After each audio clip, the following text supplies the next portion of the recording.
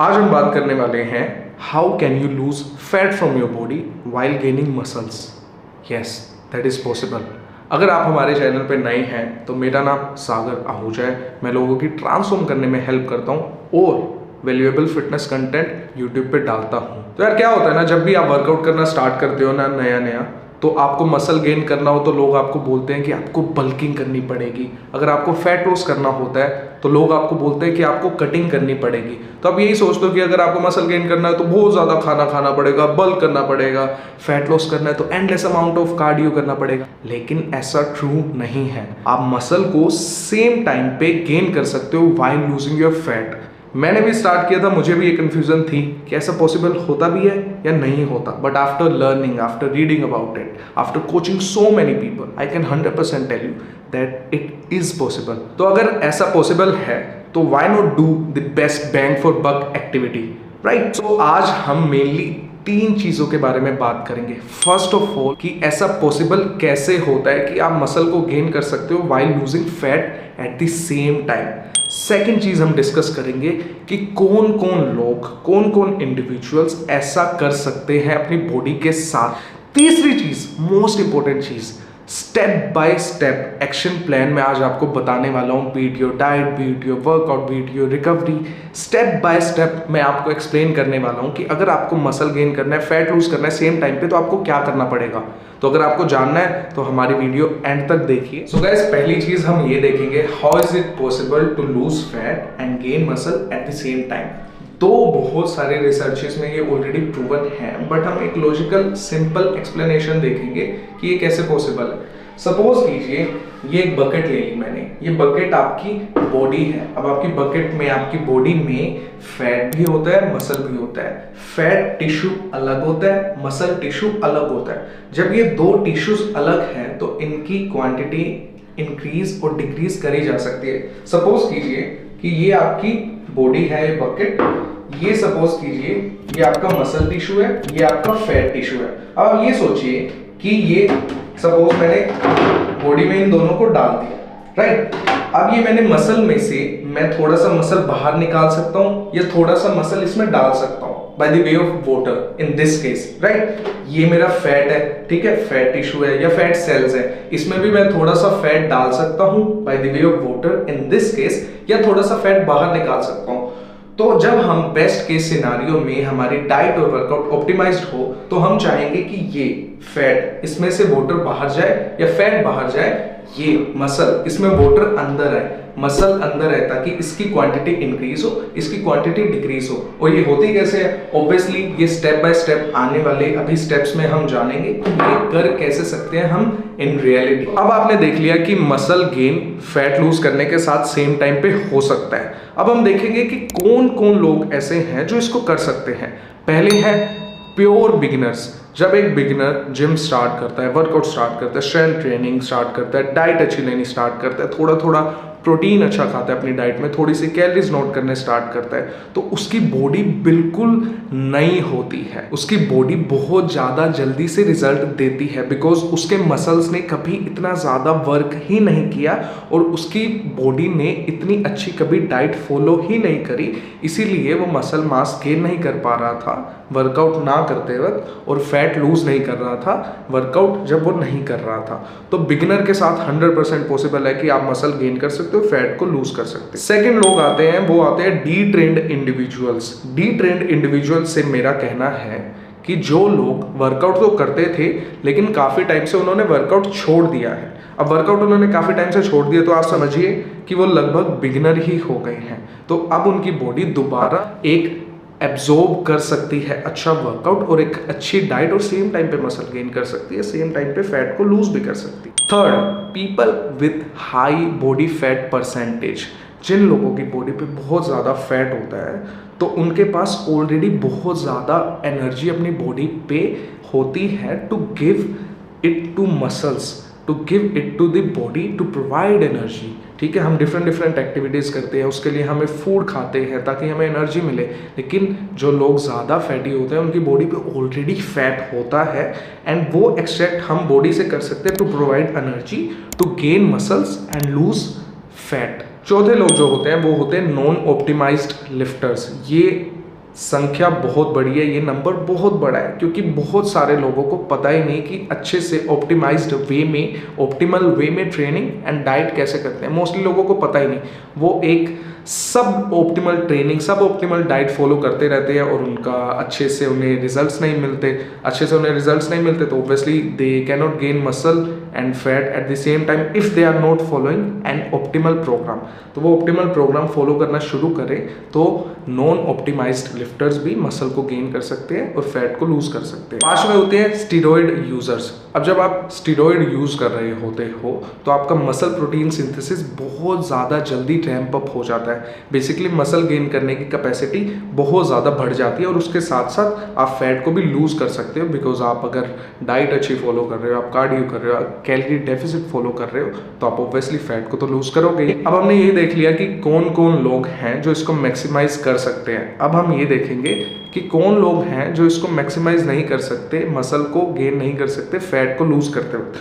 वो सिर्फ एक ही टाइप के लोग हैं, मेनली सुपर लीन इंडिविजुअल्स, जिनकी बॉडी पे बहुत ज़्यादा बॉडी फैट अभी है ही नहीं, बहुत ज़्यादा बॉडी फैट है ही नहीं, तो वो बॉडी फैट बहुत ज़्यादा लूज कैसे करेंगे। वो ऑलरेडी लीन है, उस वक्त तो उनका मेन एम होता है कि हम अपने मसल को प्रिजर्व कर लें और बॉडी फैट को डिक्रीज कर लें, राइट। तो अगर आप बहुत ज़्यादा सुपर लीन इंडिविजुअल हो और आपका एम मसल गेन करना है तो आपको थोड़ा सा ट्रेडिशनल बल्किंग की तरफ ध्यान देना पड़ेगा instead of losing fat and gaining muscle at the same time. इसे नहीं सोचना आपने अभी।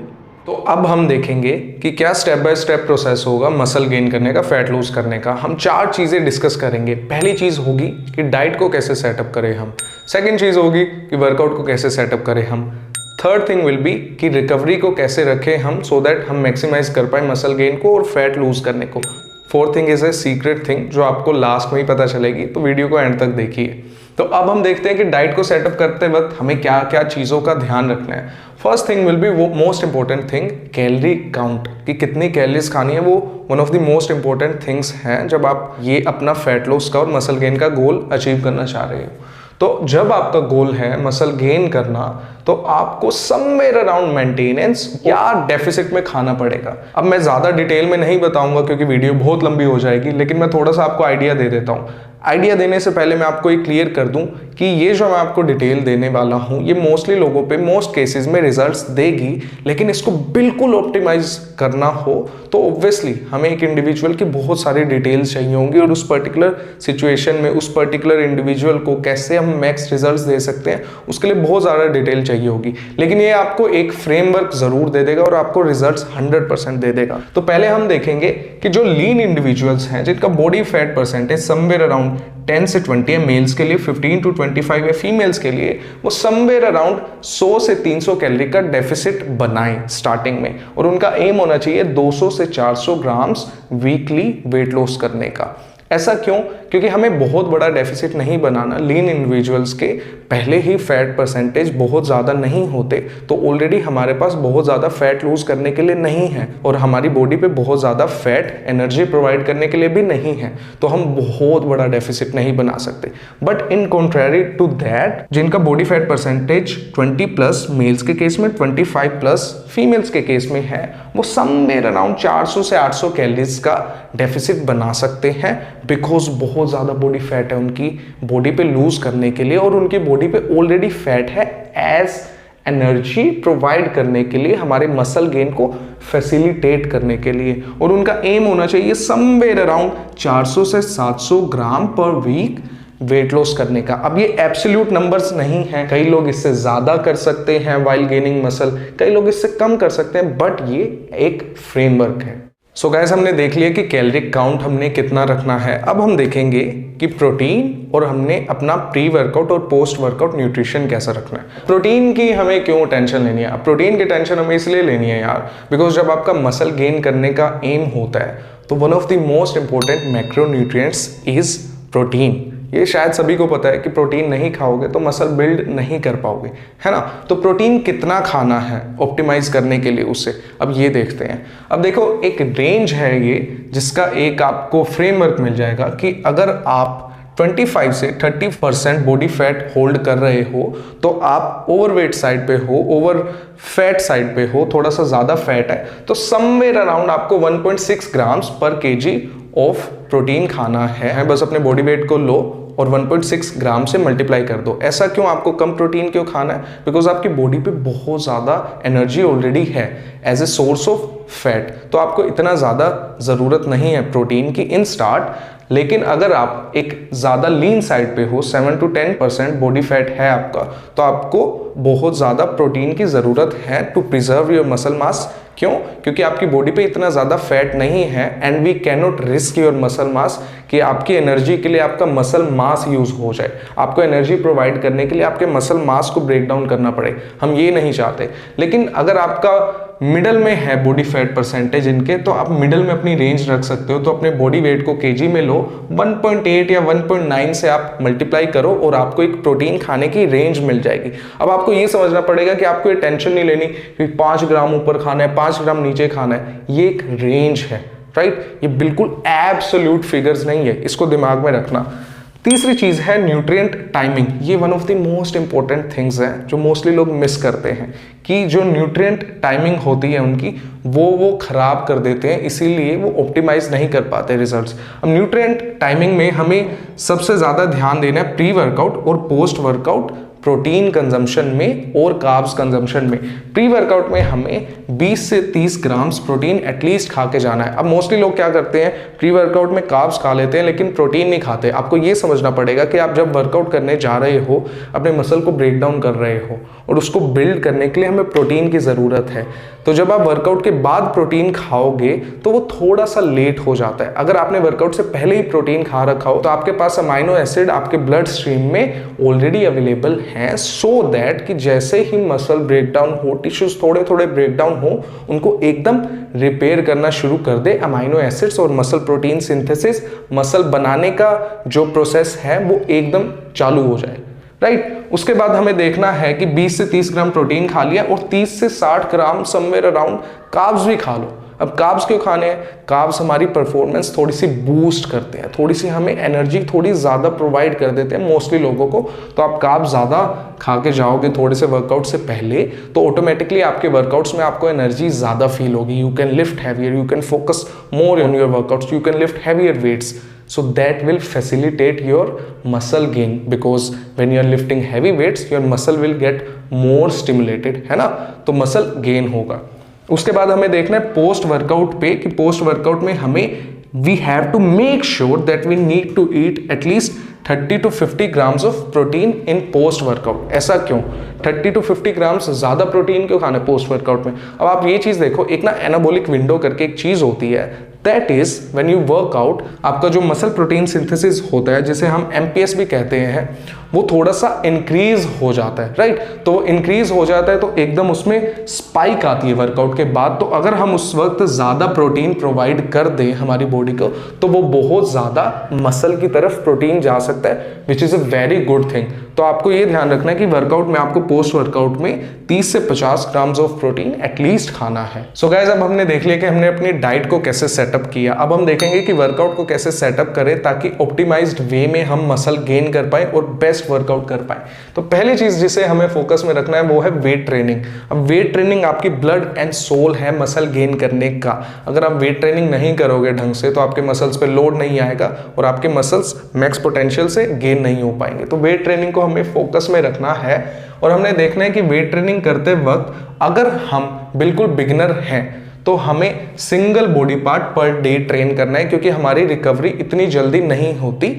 लेकिन अगर हम बिगिनर नहीं हैं, हम कुछ टाइम से वर्कआउट कर रहे हैं, तो हमें थोड़ा ज़्यादा फ्रीक्वेंटली मसल को हिट करना है। अब फ्रीक्वेंटली मसल को हिट क्यों करना है? फ्रीक्वेंटली मसल को हिट इसीलिए करना है कि आप जितनी बारी मसल को हिट करोगे उतनी बारी आपके मसल का मसल प्रोटीन सिंथेसिस, जो हमने लास्ट स्लाइड में भी डिस्कस किया था, MPS, वो स्पाइक होता है। वो स्पाइक होता है तो हम प्रोटीन प्रोवाइड करेंगे बॉडी को, तो आपके मसल गेन होते हैं। अगर हम फ्रीक्वेंटली MPS को स्पाइक करें, फ्रीक्वेंटली प्रोटीन मसल में डिपॉजिट होने का पोटेंशियल बढ़ जाता है। तो अगर आप single body part per day train कर रहे थे तो स्टार्ट कर दो double body part per day train करना। Double body part per day train कर रहे थे तो स्टार्ट करो triple body part per day train करने का। अगर ट्रिपल कर रहे थे तो ट्राई करो कि एक दिन अपर बॉडी लगाओ कि अपर बॉडी के सारे मसल्स हिट करो, अगले दिन लोअर बॉडी लगाओ। तो इसे ट्राई कर सकते हो आप और इसे ट्राई करने के बाद आपको रिजल्ट्स आते हैं नहीं आते तो वो हम लास्ट में डिस्कस करेंगे कि वो आपको कैसे जज करना है। उसके बाद आपको ये ध्यान रखना है कि आपने फुल बॉडी ट्रेनिंग नहीं करनी। फुल बॉडी ट्रेनिंग इसलिए नहीं करनी क्योंकि मोस्टली लोगों के लिए फुल बॉडी ट्रेनिंग करके रिकवर करना थोड़ा सा डिफिकल्ट होता है, specially if you have a busy life. अगर बिजी लाइफ नहीं है, स्ट्रेस फ्री लाइफ है, तो आप फुल बॉडी या डे भी ट्रेन कर सकते हो, इसके साथ भी एक्सपेरिमेंट कर सकते हो। Second thing will be cardio. Cardio में क्या फोकस रखना है? कार्डियो में हमें ये फोकस रखना है कि अगर हमारे पास दो ऑप्शन है कि हम HIIT या लो इंटेंसिटी एक्टिविटी करें या लो इंटेंसिटी कार्डियो करें, तो हमेशा आपको ट्राई करना है कि low intensity cardio, low impact cardio पे फोकस रखना है।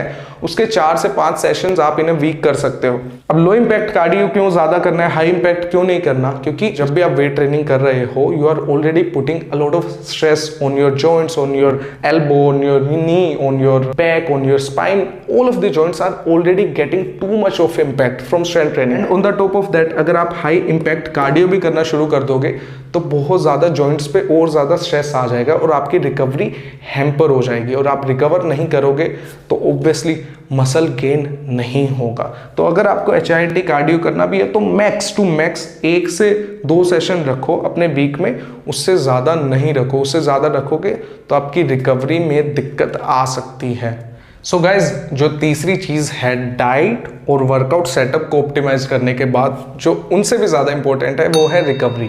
अगर आप अच्छे से डाइट कर रहे हो, अच्छे से वर्कआउट कर रहे हो, लेकिन आप अपनी रिकवरी पे ध्यान नहीं दोगे तो आपका मसल गेन करने का पोटेंशियल और फैट लूज करने का पोटेंशियल रीच नहीं हो पाएगा और आप रिजल्ट जो चाहते हो अपनी बॉडी के साथ नहीं ले पाओगे। तो रिकवरी में हमें 2 चीज़ों का ध्यान रखना है। First is direct recovery, second is indirect recovery. अब डायरेक्ट रिकवरी में सबसे मेन चीज़ है स्लीप आपकी, कि अगर आप लेस स्लीप ले रहे हो तो आपका जो मसल प्रोटीन सिंथेसिस है वो चला जाएगा नीचे। बेसिकली मसल को गेन करने का पोटेंशियल चला जाएगा नीचे और जो आपका फैट गेन होगा वो चला जाएगा ऊपर। जब आप ज़्यादा स्लीप लोगे तो ये अपोजिट हो जाएगा कि मसल प्रोटीन सिंथेसिस जाएगा आपका ऊपर और फैट आपका जाएगा नीचे। तो obviously you will have to take more sleep if you want to gain more muscles and lose more fat, right? So if you are taking 6 hours of sleep, try to take 7 hours of sleep. If you are taking 7 hours of sleep, try to take 8 hours of sleep. अगर 8 घंटे की sleep ले रहे हो आप तो try करो 9 घंटे की स्लीप ले लो। आई वुडंट रिकमेंड कि 9 घंटे से ज़्यादा लो आप। अगर आप 7 घंटे की ले रहे हो या 8 घंटे की ले रहे हो, that is a sweet spot. 8 घंटे की लो तो बेस्ट है, 8 से भी ज़्यादा ले सकते हो तो ठीक है, लेकिन 9 घंटे से ज़्यादा मत करना इसको। सेकेंड पार्ट है हमारा डायरेक्ट रिकवरी का, डी लोड। अब डी लोड क्या होता है? जब आप एक्सरसाइज करते हो, जब आप वेट ट्रेनिंग करते हो तो आप बहुत ज़्यादा लोड पुट कर रहे हो अपने मसल्स पे। तो बहुत ज़्यादा जब आप लोड पुट करते जाओगे week after week, months after months, तो क्या होगा, आपके मसल्स में बहुत ज़्यादा फैटीग एक्यूमुलेट हो जाएगा। तो उसे हमें डीलोड देना इसलिए इंपॉर्टेंट होता है कि थोड़ा सा हम रेस्ट दें, हमारे मसल्स अच्छे से रिकवर हो जाए एंड उसके बाद हम उन्हें दोबारा हार्ड ट्रेनिंग करनी स्टार्ट करते हैं। तो डीलोड क्या कर सकते हो आप? डीलोड आप एवरी 6 to 8 वीक्स ले सकते हो। ये ज़रूरी नहीं है कि 6 to 8 वीक्स ही लेना है। अगर आपको पॉजिटिव रिजल्ट्स आए जा रहे हैं देन वेल एंड गुड। लेकिन अगर आपको मे बी चेंजेस नहीं दिख रहे तो you can apply this and you can potentially start seeing changes again. Deload में क्या करना है आपको कि आपको जितने भी सेट्स कर रहे हो उसको हाफ में डिक्रीज कर दो, जितने भी रैप्स कर रहे हो उसको हाफ में डिक्रीज कर दो। वेट आप सेम ही यूज करते रहो, उसमें कोई दिक्कत नहीं है। अगर आपको सेट्स और रैप सेम रखने हैं तो आप क्या कर सकते हो, वेट को हाफ कर सकते हो उस सिनेरियो में। तो ये आपको क्या करना है, आपको ये 3 से 6 दिन करना है। अगर आपको ऐसा लग रहा है कि मुझे ज़्यादा रिकवरी की ज़रूरत नहीं है, मेरी रिकवरी ऑलरेडी सही चल रही है, तो आप 3 दिन ले सकते हो। अगर लग रहा है कि बहुत ज़्यादा बीट अप फील कर रहे हो, already you are feeling pain in your joints, already you are feeling low in energy, you are feeling fatigued all over the day, then you can take a week of deload. 6 दिन का भी आप deload ले सकते हो। तो आपको ये ध्यान रखना है। Second thing will be indirect recovery. Indirect recovery में हमें क्या फोकस रखना है? अब सिर्फ डायरेक्ट रिकवरी ही नहीं, इनडायरेक्ट रिकवरी भी हमारे रिजल्ट्स को ऊपर लेके जा सकती है। इनडायरेक्ट रिकवरी में हमें फोकस करना है स्ट्रेस रिड्यूसिंग एक्टिविटीज पे।